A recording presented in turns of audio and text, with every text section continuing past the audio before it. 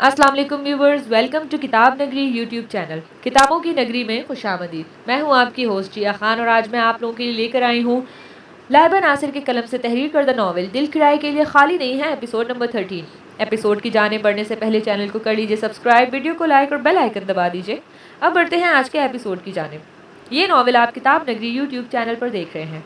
कह कहूँ कि शोर के पहलू में एक मुरगट है उदासी का ढूंढना, वहीं कहीं पे मेरा दिल मिलेगा। माहा मर्शद इसके कमरे के बाहर खड़ा वो इसे पुकार रहा था, आवाज़ें दे रहा था। आज वो सुन ही नहीं रही थी। शीरी प्लीज़, शीरी आप मेरा यकीन क्यों नहीं कर रही?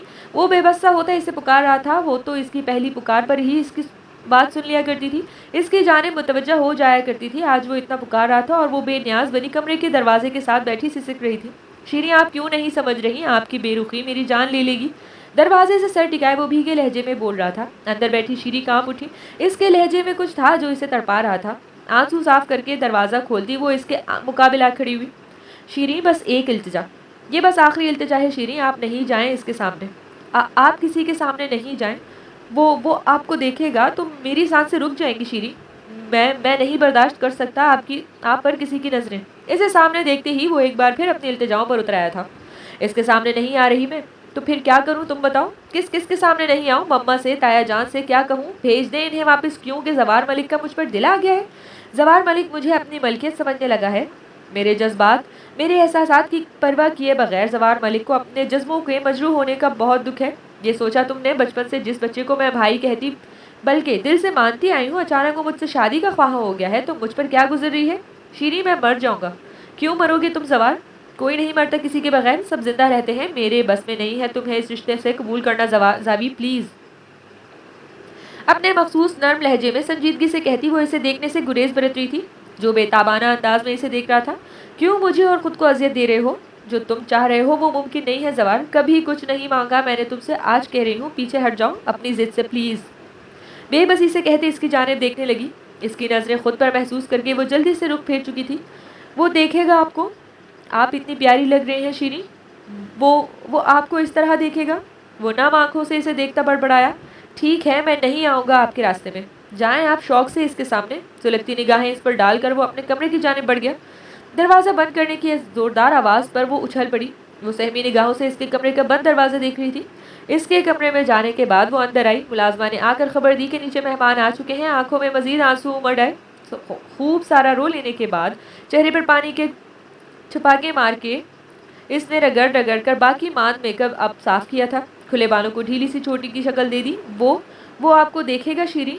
इसके अल्फाज मुसलसल कानों में गूंज रहे थे। किसी के सामने तो जाना है जवार, बार बार की अजियत से यही बेहतर है। आंसू साफ करके खुद को कंपोज करती दुपट्टा सलीके से सर पर जमा कर वो ड्राइंग रूम की जाने बढ़ गई।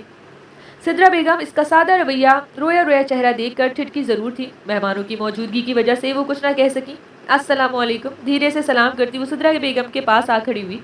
सलाम का जवाब इन दो खवातीन के साथ भारी मर्दाना आवाज़ में भी आया था। शीरी आज भी तबीयत ठीक नहीं है बेटा।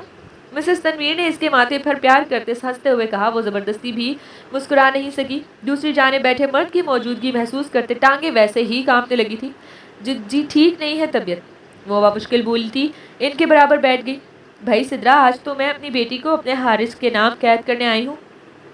इतनी पसंद आई है मुझे शीरी, मैं तो इससे पहले ही बता दिया था। साहिबजादे भी तस्वीर पर राजी हो गए थे। वो मुसलसल इसे साथ लगाए, इस पर वारी सदके होते साथ लगा लगा कर प्यार कर रही थी। खुद पर मुसलसल नज़रों की तपिश महसूस कर रही थी।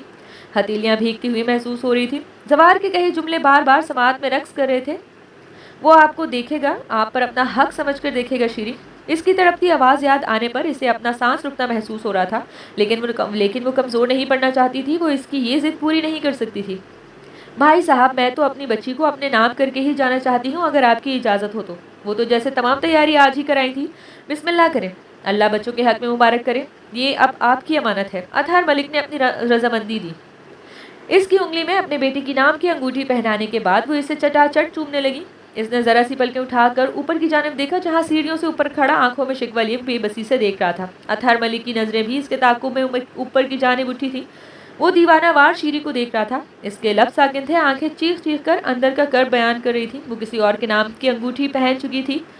आपने अच्छा नहीं किया शीरी, इसके लबों से शिकवा खारिज हुआ था। वो जो इसकी जानिब देख रही थी, इसके लबों की हरकत से पहचान गई थी कि वो इससे शिकवा कर रहा था। जिंदगी में पहली बार शीरी ने इससे कुछ मांगा था और इसने इसकी ख्वाहिश पर लब्बैक कहा था। मेहमानों के जाने के बाद वो मुर्दा कदमों से से उठती अपने कमरे में आ गई। दरवाजे पर ही वो खड़ा मिला। पहन आई इसके नाम की अंगूठी। हद से ज्यादा सुर्ख होती निगाहें इसके चेहरे पर गाड़े वो कर्ब से बोल रहा था। वो नजरें चुराती अंदर आ गई। नाजुक मरमरी उंगली में चमकती हीरे की वो अंगूठी इसकी निगाहों में इसकी चमक चुभ रही थी।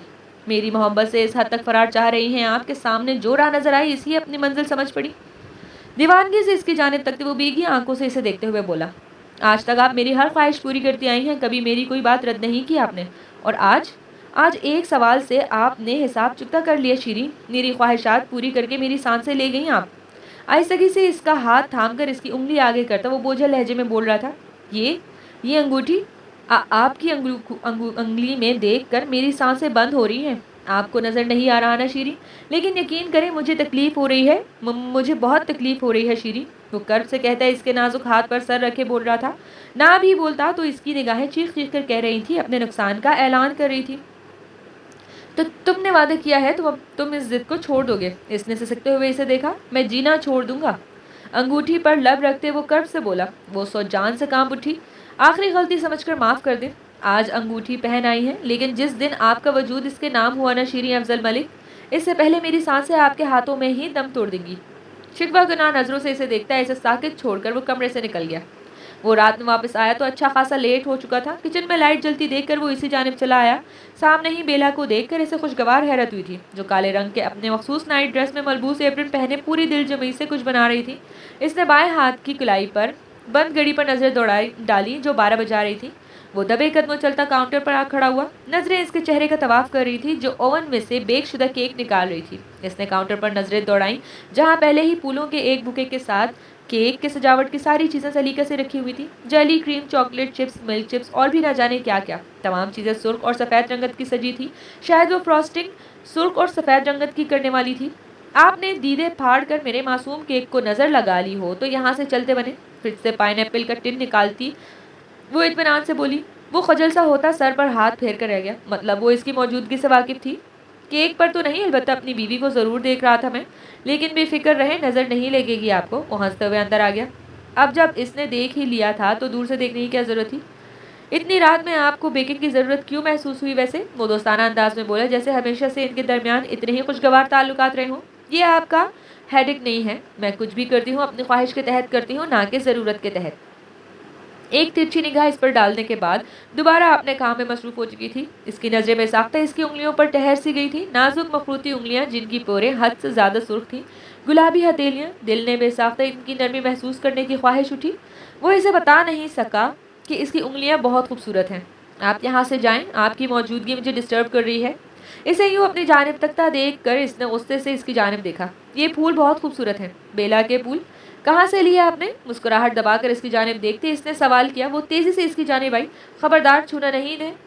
इसके हाथों से फूल झपट कर कीमती मता की तरह इन्हें खुद से लगाए इसे गुस्से से देख रही थी। इब्राहिम के लबों पर मुस्कुराहट मचलने को बेताब हो रही थी। ये आपने सिर्फ अपने लिए बनाया है? इब्राहिम ने इसकी जानिब देखते सवाल किया। बिल्कुल नहीं, आपके साथ शेयर करके खाऊंगी। आप चेंज करके आ जाएं। इसने आंखें पटपटा कर कहा। न जाने इसके दिमाग में क्या चल रहा था। इब्राहिम ने हैरानगी से इसकी जानिब देखा। इसकी थोड़ी का गढ़ा इसके साथ मुस्कुरा रहा था। वो हैरान सा होता चेंज करने चल दिया। अपनी खुशी में इसके लबों पर फैली मुस्कुराहट पर गौर नहीं कर सका। शलवार कमीज पर अपनी शॉल कंधे पर डाले वो निखरा निखरा सा आया तो टेबल पर केक रखे बैठी हुई थी। इब्राहिम ने बेयकीनी से इसकी जानिब देखा। वो इसके इंतजार में बैठी हुई थी। ये ले खाएं। इसे बैठने का इशारा करती वो दोनों हाथों से प्लेट इसकी जानिब करके मुस्कुरा कर बोली। वो तो अभी पहले ही झटके से नहीं संभला था। इस पर इसका यूं मुस्कुराकर देखना। इसने मशकूक नजरों से इसकी जानिब देखा। वो मुस्कुराती हुई इसे ही देख रही थी। इस पर वो इतनी मासूम लग रही थी कि अपने हाथों से जहर भी दे देती तो शायद वो इनकार नहीं करता। सर को खम देते इसने केक का टुकड़ा मुंह में डाला। आंखें बंद किए केक का मजेदार जायका महसूस करने की कोशिश करते अगले ही पल वो बुरी तरह खांस रहा था। केक के दरमियान ने बेला ने भर भर कर सुर्ख मिर्च डाली थी। इसका चेहरा बुरी तरह सुर्ख होने लगा जबकि आंखों से मुसलसल पानी बह रहा था। बेला जो पहले इसकी हालत देखकर मजे से हंस रही थी, इसकी ये हालत होती देख पानी का गिलास लिए इसकी जानिब आई, जिसे थाम कर वो इसे ही देख रहा था। वो हंसी जब्त करने की कोशिश में सुर्ख हो रही थी। इसकी जानिब देखते इसने बाकी बचा हुआ केक भी मुंह में डाला। इसकी ये हालत देखकर अगर वो खुश हो रही थी तो यही सही। काफी देर के बाद हालत संभलने पर इसने इसकी जानिब देखा। बेला, आपने केक में मिर्ची डालकर मुझे खिलाया? वो बेयकीनी से इसकी जानिब देखते पूछ रहा था। इसके इतने प्यार से बुलाने की वजह तो अब समझ आ रही थी, जो इसे यूं बेहाल होते देखकर मुस्कुराहट दबाने की कोशिश में सुर्ख हो रही थी। ये जो पिछले कुछ दिनों से आप इंतहाई छिछोरी हरकतें मेरे साथ कर रहे हैं ना, आइंदा 100 बार सोचिएगा मुझसे आप पंगा लेने से पहले। हाथ में पकड़ा नाइफ इसकी जानिब करती वो वार्निंग देते अंदाज में बोली। इसे तो पीछे रखें, लग गई तो मेरा ही नुकसान होगा। मुझे पूरा भरोसा है आपको बेवा होने का जरा मलाल नहीं होगा। वो जल्दी से पीछे हुआ। इसकी दहशतगर्द बीवी का कोई भरोसा नहीं था, वो इसकी गर्दन पर ही फेर देती। आइंदा मेरे साथ किराए के शाहरुख खान बनने की कोशिश करने से गुरेज कीजिएगा, वरना मुझे वाकई कोई मलाल नहीं होगा बेवा होने पर। वो पुरसकून अंदाज में कहती काउंटर से पानी की बोतल भी लेती हुई निकल गई। बेला, पानी तो दे जाएं जालिम। वो जलते लबों पर जुबान फेरते इसे पुकारता हुआ पीछे गया। रुकें। इसकी कलाई अपनी गिरफ्त में लेते वो संजीदगी से बोला। वो ठहर कर इसे देखने लगी। अगर मुझे यूं देखकर आप हंसती हैं, आपको खुशी होती है, तो मैं रोज आपके हाथ से बना ये मिर्चों वाला केक खाने पर तैयार हूँ। इसकी आंखों में देखते वो संजीदगी से बोला।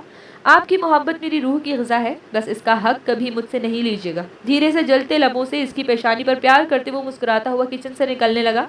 बेहुदा, गुर्बत की मशीन, सस्ता शाहरुख खान। वो जलती भुनती चाकू इसकी जानिब उछाल कर कितने ही अलकाबात से नवाजती हाथ से अपनी पेशानी रगड़ कर जैसे इसका लम्स मिटाने की कोशिश कर रही थी। आप सस्ती काजुल।